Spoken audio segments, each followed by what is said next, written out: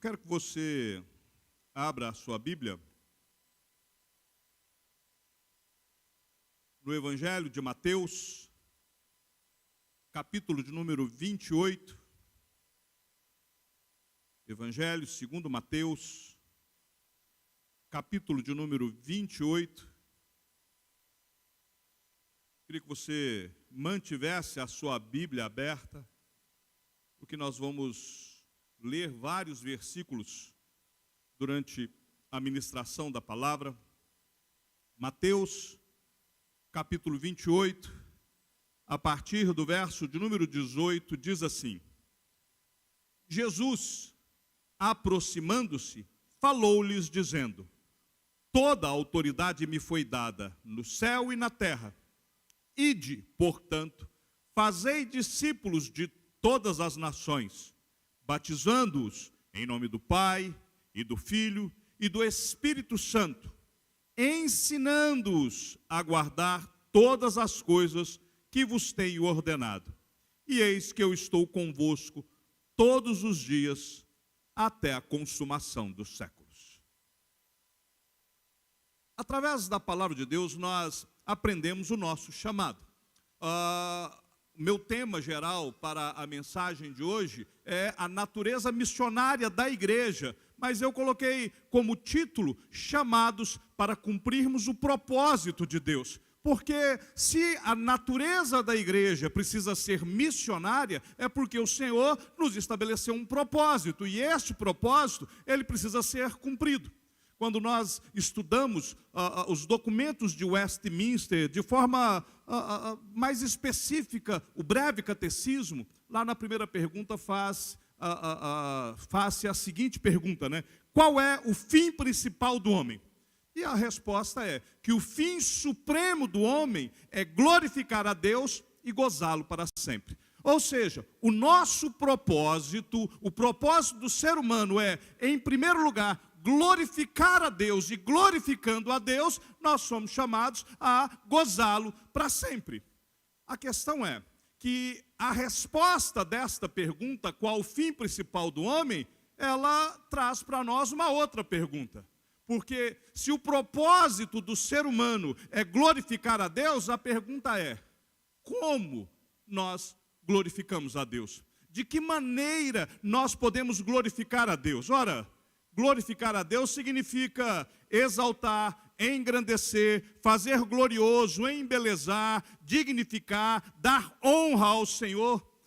Para que nós possamos de fato glorificar a Deus, de acordo com os preceitos bíblicos, nós precisamos nos submetermos àquilo que Ele nos designou como seu propósito.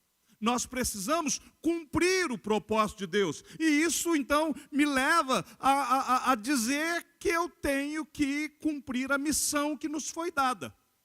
Aqui, o texto que nós lemos, Mateus, capítulo de número 28, o Senhor Jesus, ele estava aqui para ser assunto aos céus, ele reúne os seus discípulos e dá para os seus discípulos, então, uma missão. E a missão é que eles deveriam ir por todo o mundo fazendo discípulos de todas as nações. Se eu quero, de fato, glorificar a Deus, eu preciso cumprir o ID de Jesus. Glorificar a Deus é tão somente cumprir o seu propósito. Algumas pessoas pensam que glorificar a Deus talvez seja ficar repetindo exaustivamente glória, glória, glória, ou simplesmente, às vezes, durante o culto, falar algumas frases de exaltação, amém, aleluia, glória a Deus, mas esse conceito é uma visão muito pobre, porque se de fato eu, quando digo glória a Deus, glória a Jesus, eu estou de fato glorificando, se isso está saindo do meu íntimo, se eu estou fazendo isso com a inteireza de coração, e não para poder cumprir um rito. Porque se glorificar é só um rito, nós vamos contra aquilo que o Senhor Jesus ensinou a respeito de vãs repetições. Não adianta nada eu falar glória a Deus se o meu coração não está glorificando. Não adianta absolutamente eu dizer, exaltado é o nome de Jesus, se a minha vida não é condizente com esta palavra. Não adianta eu dizer amém enquanto eu ouço uma pregação, se eu não acredito naquilo que está sendo dito. Ou pior, se eu não estou disposto a cumprir. Porque amém quer dizer assim seja. Ou isto é uma verdade. E é por isso que o cristão, ele vai manifestar a glória de Deus através de uma vida santa, fiel e de completa submissão a Ele. Não é possível glorificar ao Senhor sem viver os preceitos da palavra de Deus. Não é possível glorificar a Deus sem obedecer. Por isso, hoje à noite, eu quero me fixar neste ponto, que é a submissão a Deus. É me submeter a Deus. E a primeira coisa é a gente entender esta palavrinha, submissão. Não tem absolutamente nada a ver com a questão que muitas das vezes algumas pessoas querem usar quando vai falar a respeito da relação marido e mulher, e fala, a mulher tem que ser submissa ao marido, no sentido de que ela tem que ser subserviente ao marido, no sentido de que ela tem que simplesmente dizer, sim senhor, não senhor, está tudo certo. Isso não é submissão, isso é misoginia, é outra história, isso é machismo, isso é contrário até às escrituras. A palavra submissão, ela quer dizer o seguinte, há uma missão, e eu me submeto, eu me coloco debaixo desta missão. No relacionamento marido e mulher, há uma missão para a família. O gerente desta missão, o cabeça dessa missão no casamento é o marido. E a esposa vai ajudar que o marido cumpra a missão da família. Na igreja, há uma missão. E cada um de nós nos submetemos à ordenança desta missão. Qual é a missão? É a que Cristo deu. Ide por todo o mundo e pregai o evangelho. Deus estabeleceu uma missão. E nós estamos debaixo dessa missão. Quem estabeleceu a missão foi o Senhor da igreja. Aquele que foi o único digno. Porque foi Ele que pagou o preço. Ele comprou a igreja, Cristo, com o seu sangue, comprou a igreja e o direito de agora exigir que nós possamos cumprir a missão. Qual é a nossa missão? Anunciar as boas novas de salvação a todos os povos. Mas Jesus vai um pouco além, porque ele diz assim, ide, portanto, e fazei discípulos. Não basta eu sair por aí entregando folheto, falando que Jesus é o Senhor. Não basta eu cumprir entender, essa daqui é a natureza missionária da igreja. Eu tenho que fazer isso. Essas são coisas boas que precisam ser feitas por nós. Mas Jesus fala de fazer discípulos. Daqui a pouco eu quero tratar um pouco sobre como é que nós fazemos isso. Como que nós vamos cumprir esta missão de Deus, o propósito de Deus, para que a gente alcance a missão. Há pessoas que vão entender que a natureza missionária da igreja se cumpre quando nós enviamos missionários.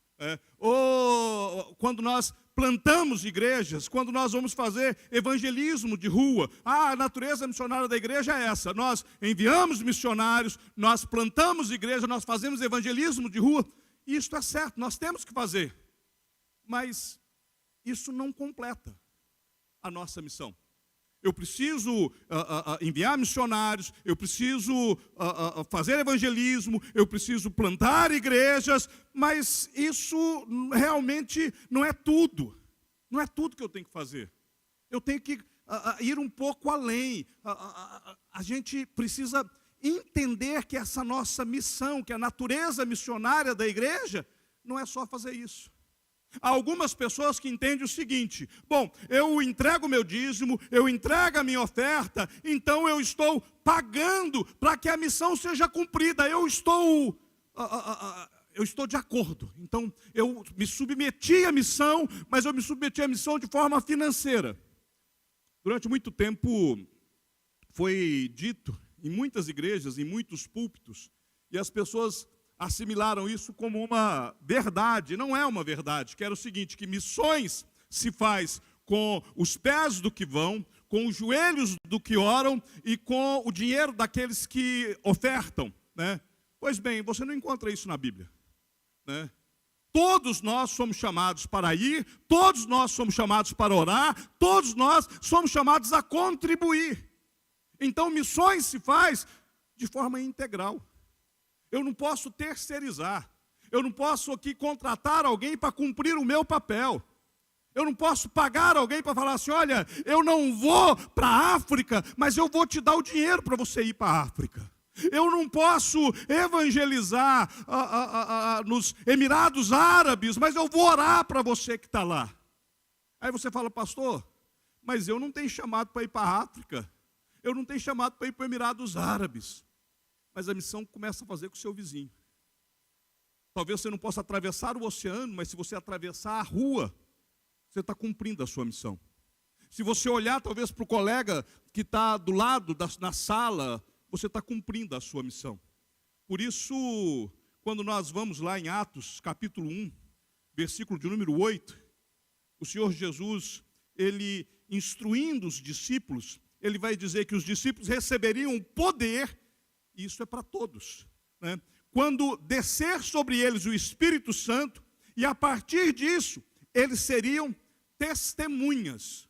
E aí Jesus vai dizer, vocês vão ser testemunhas aonde? Vocês vão ser testemunhas em Jerusalém, que é onde vocês estão, e na medida que vocês estão indo, vocês vão ser testemunhas na Judéia, vocês serão testemunhas na Samaria, vocês serão testemunhas até os confins da terra. De que forma que isso funciona para você?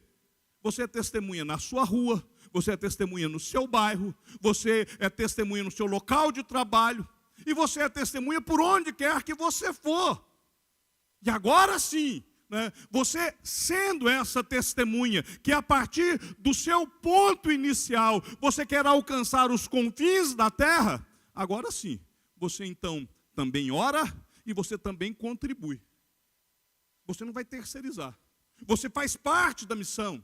Essa é a nossa natureza missionária. A nossa missão é anunciar, é pregar as boas novas de salvação. Ide por todo mundo e pregai.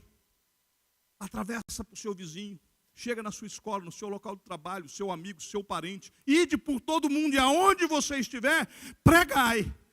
E a partir do momento que a pessoa que você pregou o Evangelho, aquela pessoa que ouviu as boas novas de salvação através da instrumentalidade da sua vida e a ação do Espírito Santo sobre a vida dela, agora esta pessoa, ela foi alcançada, ela foi salva.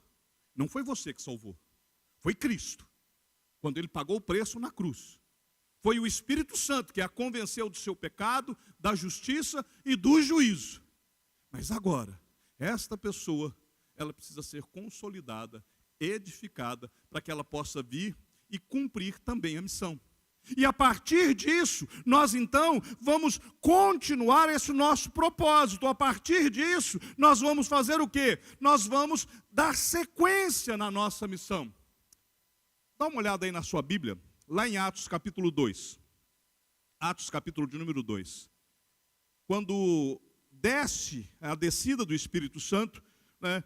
Olha no versículo 14, né? Então se levantou Pedro com os 11, e erguendo a voz, advertiu-os nestes termos: varões judeus e todos os habitantes de Jerusalém, tomai conhecimento disto e atentai às minhas palavras. E aqui vem de novo um erro, porque você já ouviu aquele negócio, você prega o Evangelho, e se necessário use palavras? É um erro, porque você tem que pregar o Evangelho com palavras. É necessário você usar palavras, né? Não é o seu testemunho que prega, não é a sua postura que prega, não é o seu proceder que prega. Você precisa ter testemunho, você precisa ter proceder, você precisa ser uma pessoa que vive o Evangelho, mas a pregação é com a palavra, é com o abrir da sua boca. Não basta você falar assim, eu sou um crente fiel, e as pessoas vão olhar para mim e vão entender que foi Cristo que me fez. Não, elas precisam ouvir da sua boca quem é Jesus e o que ele fez. Seguindo o texto, no verso de número 38, depois que Pedro abre e fala as suas palavras, ele vai então agora dizer: arrependei-vos, e cada um de vós seja batizado em nome de Jesus para a remissão dos pecados, e receberei o dom do Espírito. Qual que é o propósito da igreja? É evangelizar. Como? Abrindo a boca, proclamando, falando e confrontando. Chame as pessoas ao arrependimento. Seguindo o texto ainda de Atos capítulo 2, no versículo 40, Pedro vai lá, com muitas outras palavras, deu testemunho e exortava-os dizendo: salvai-vos desta geração perversa. O propósito da igreja é evangelizar. E evangelizar para quê? Para edificar o corpo de Cristo. Nós evangelizamos o mundo, mas nós vamos edificar o corpo de Cristo, né? O apóstolo Paulo, na segunda carta aos Coríntios, no capítulo 5, do verso 17 ao verso de número 19, ele vai dizer que aquele que está em Cristo é nova criatura, mas olha o verso de número 18, que Deus nos reconciliou consigo mesmo por meio de Cristo e nos deu o ministério da reconciliação. O que é evangelizar? É você anunciar para as pessoas que Jesus Cristo veio a este mundo para resgatar os pecadores. Nós, por conta dos nossos pecados, nós estávamos afastados de Deus. Todo ser humano que não está em Jesus, ele está condenado ao inferno. Ele está caminhando a passos largos para o inferno. Sem Jesus não há salvação. É só Jesus que pode salvar. E Deus escolheu a loucura da pregação do Evangelho.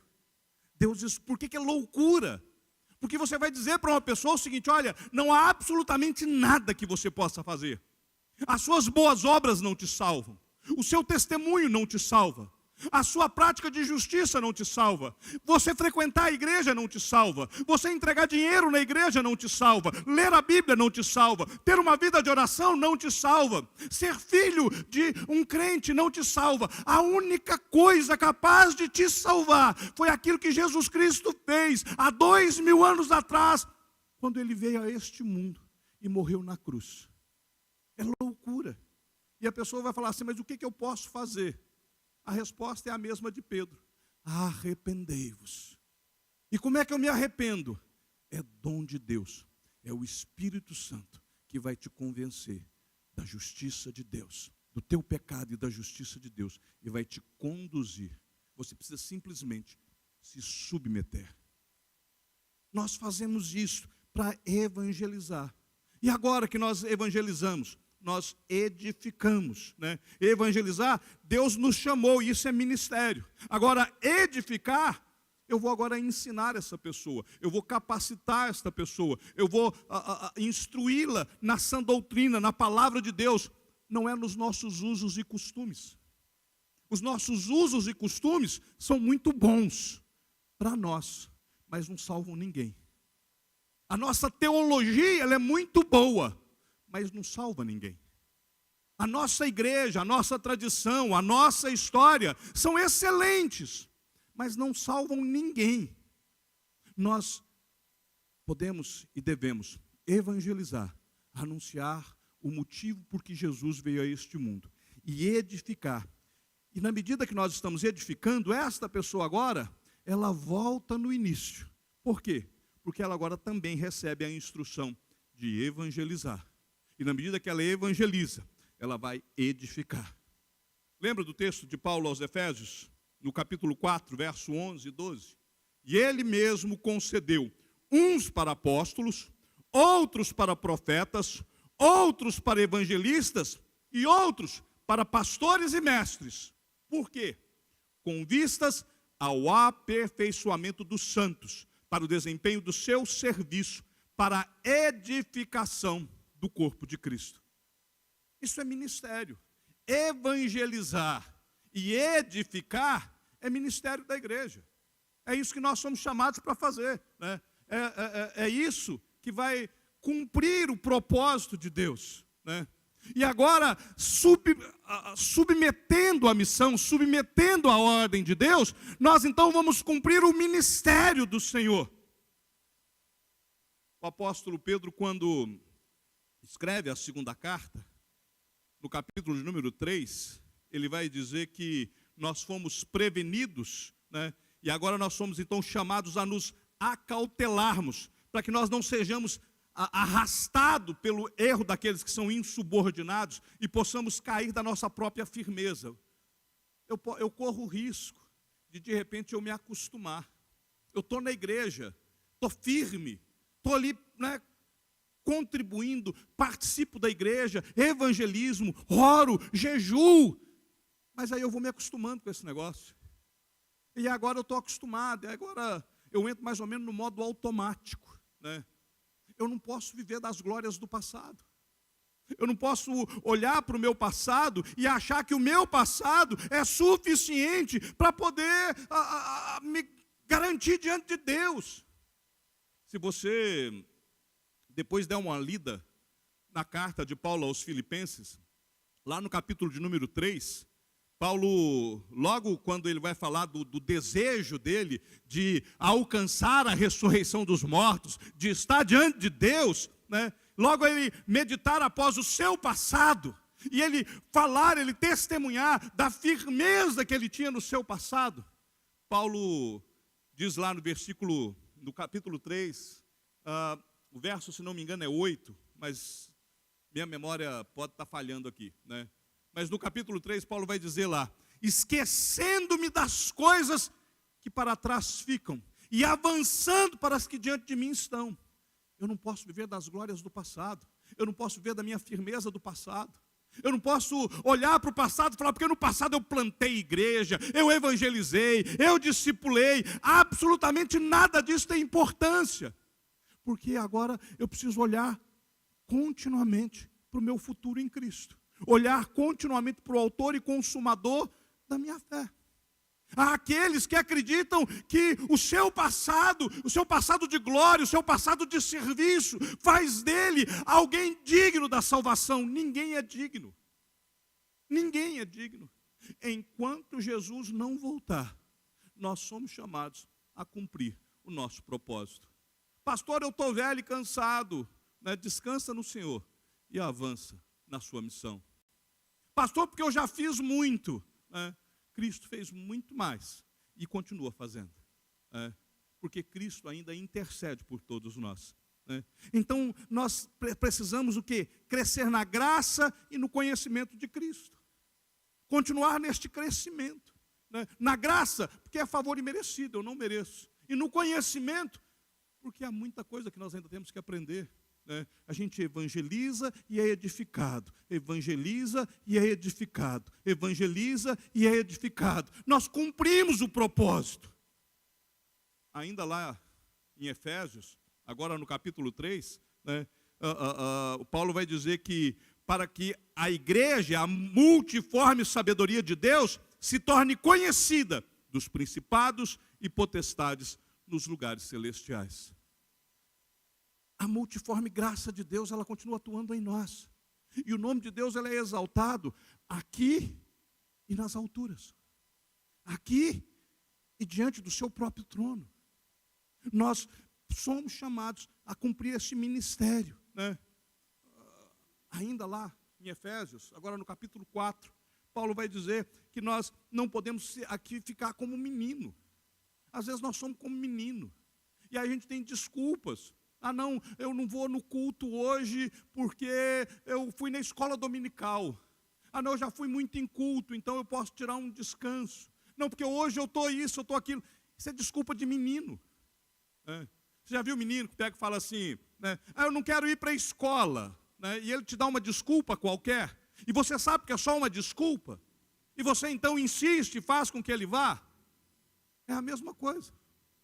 Nós ficamos apresentando desculpas, então nós não podemos ser mais como um menino que é agitado para lá, agitado para cá. Eu tenho que continuar o meu crescimento, eu tenho que continuar cumprindo o meu ministério, eu tenho que continuar levando o propósito de Deus a cabo. Fazer com que a missão que Deus nos deu seja cumprida, né? E Paulo vai dizer que é através da cooperação de cada parte. Entenda, nós cooperamos uns com os outros. Talvez você sinta falta de algumas pessoas aqui na igreja. E a minha pergunta é: você tem cooperado para poder entrar em contato e saber o que está acontecendo? Por que não está vindo?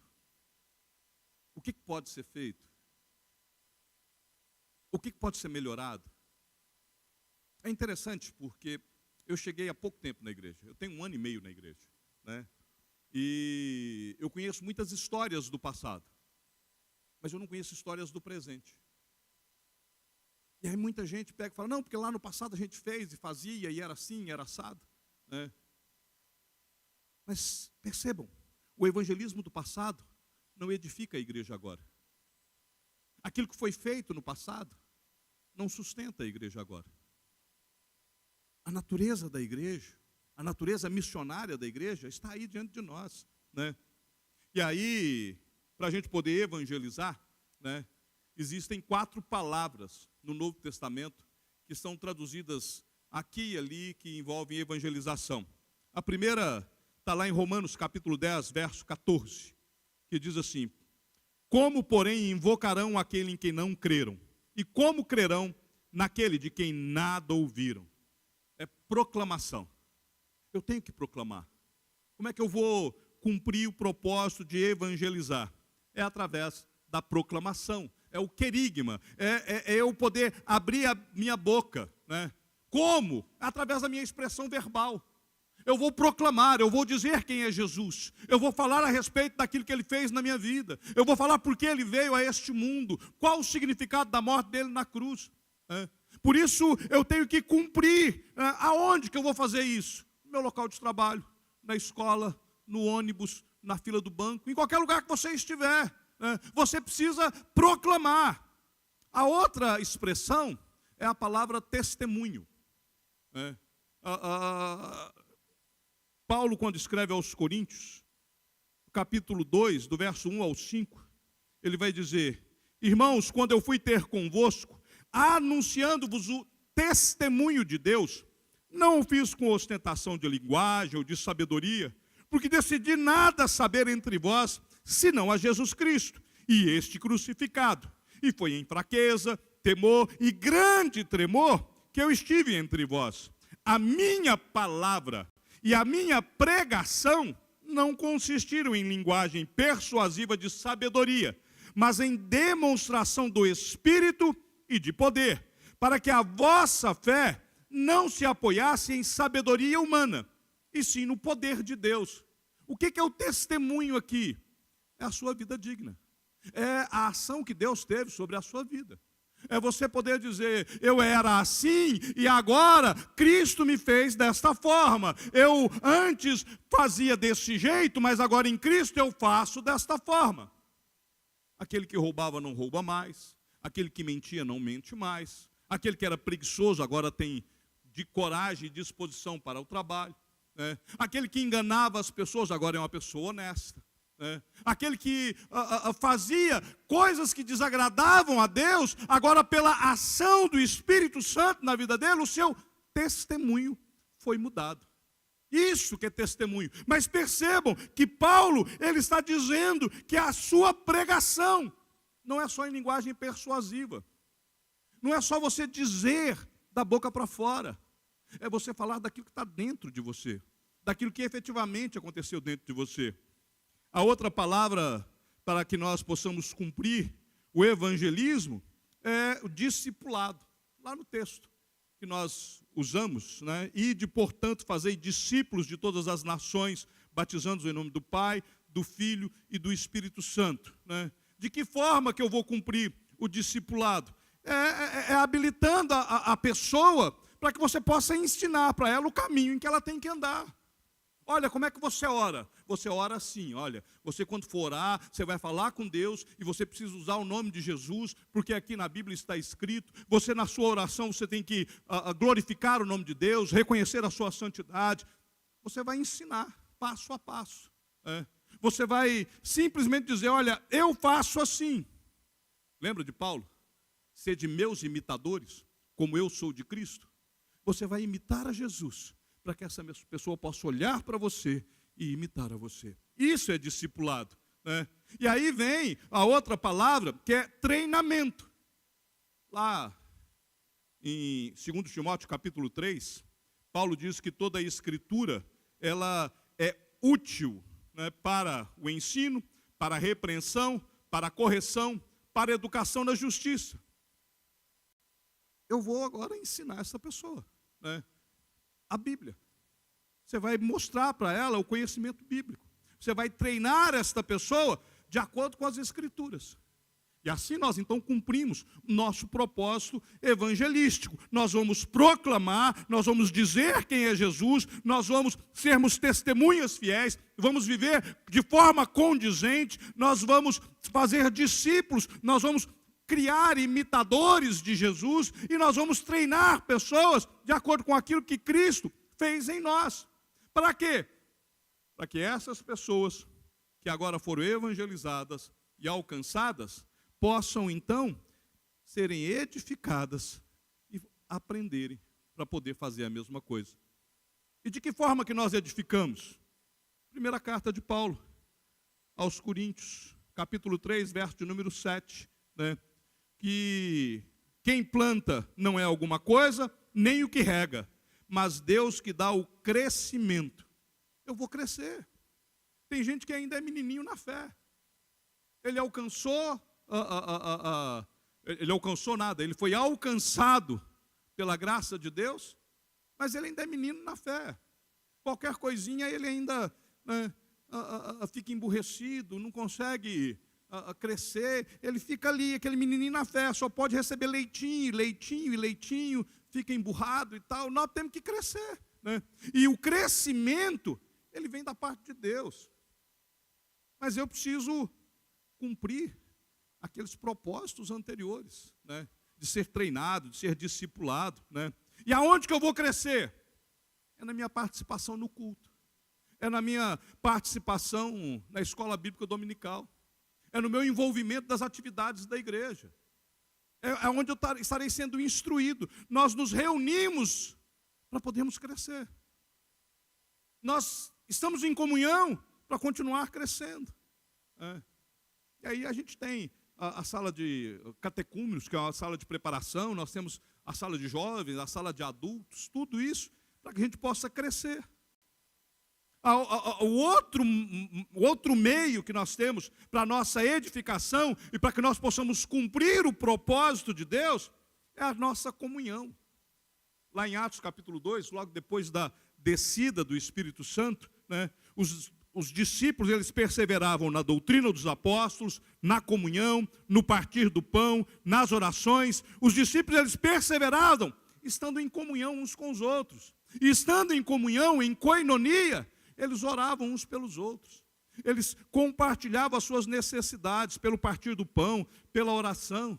E aonde nós vamos ter essa oportunidade de edificação? De novo, é no culto, é na escola dominical, né? É nas atividades da igreja, é no acampamento de família, no pequeno grupo de casais, né? Estando juntos, cumprindo essa comunhão. E outra forma que nós temos para sermos edificados é no serviço, é colocando os nossos dons e talentos a serviço do reino de Deus, é trabalhando. Os dons ministeriais foram concedidos para que nós sirvamos uns aos outros, né?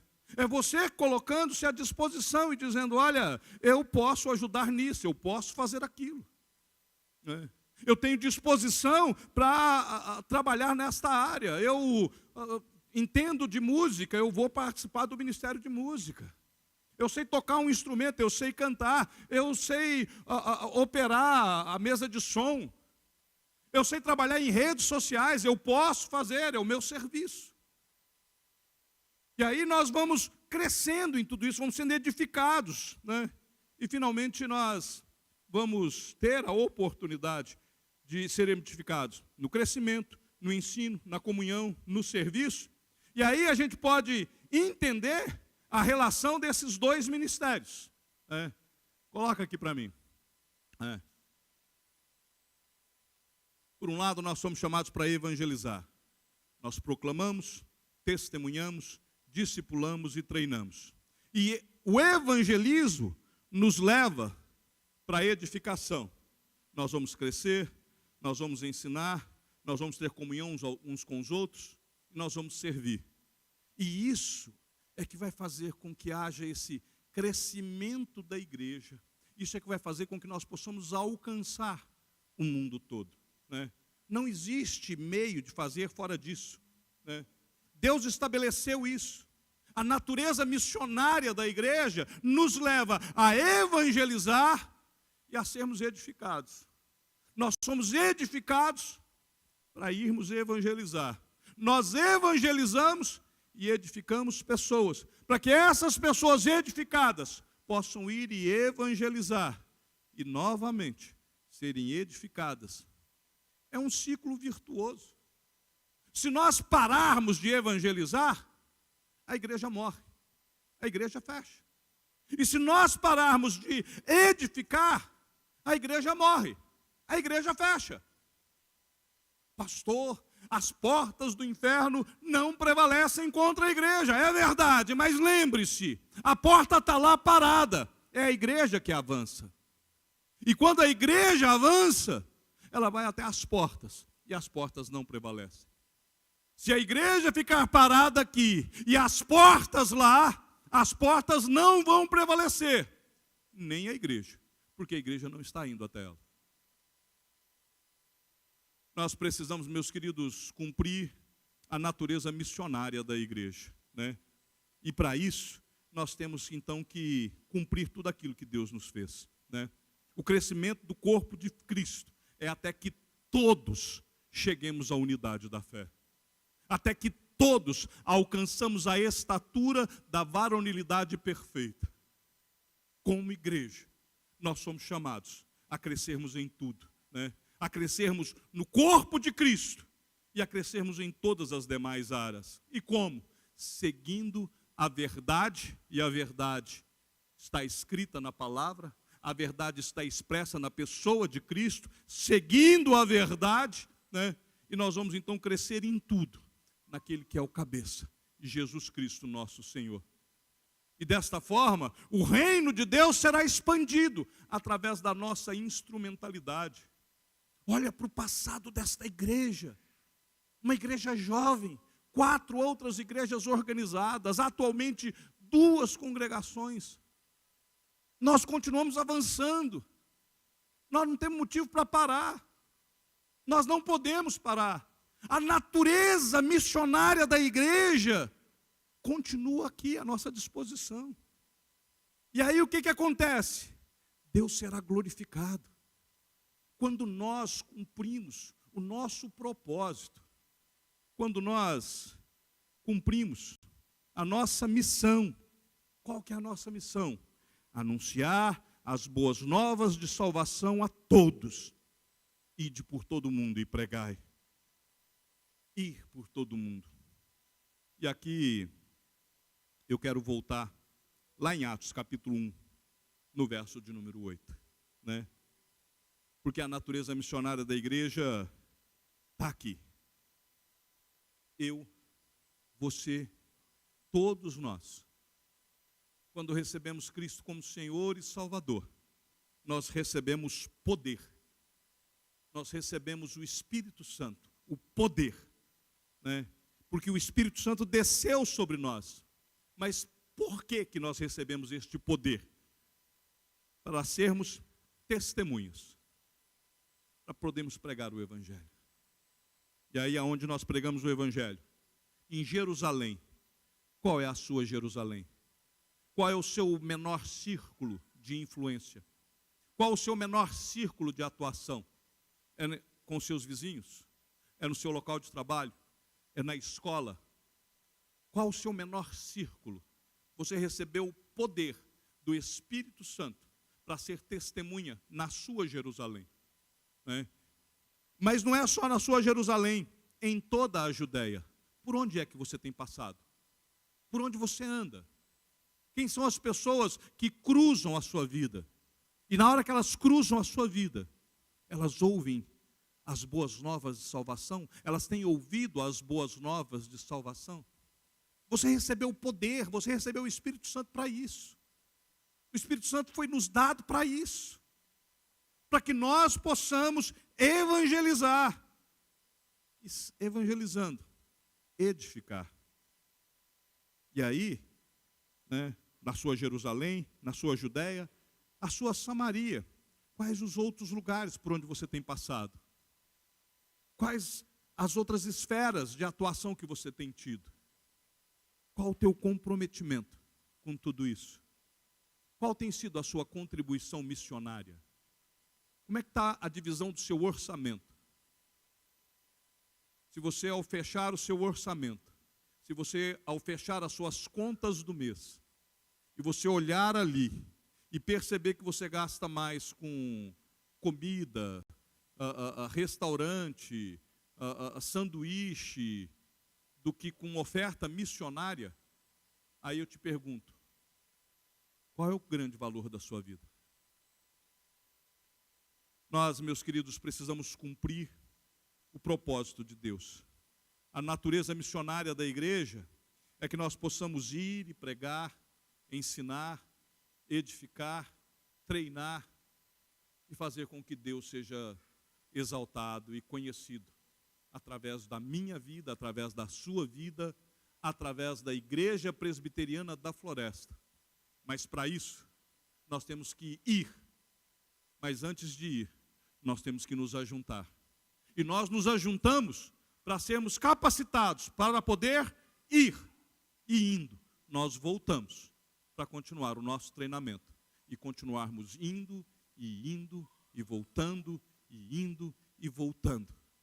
E desta forma, cumprimos o nosso propósito como igreja. Vivemos em comunhão. Deus é exaltado, glorificado. O mundo passa a saber quem é Jesus. E nós voltamos e entregamos tudo aos pés dele, dizendo, Senhor, é para a tua glória que nós cumprimos. Este é o nosso propósito. Este é o nosso chamado.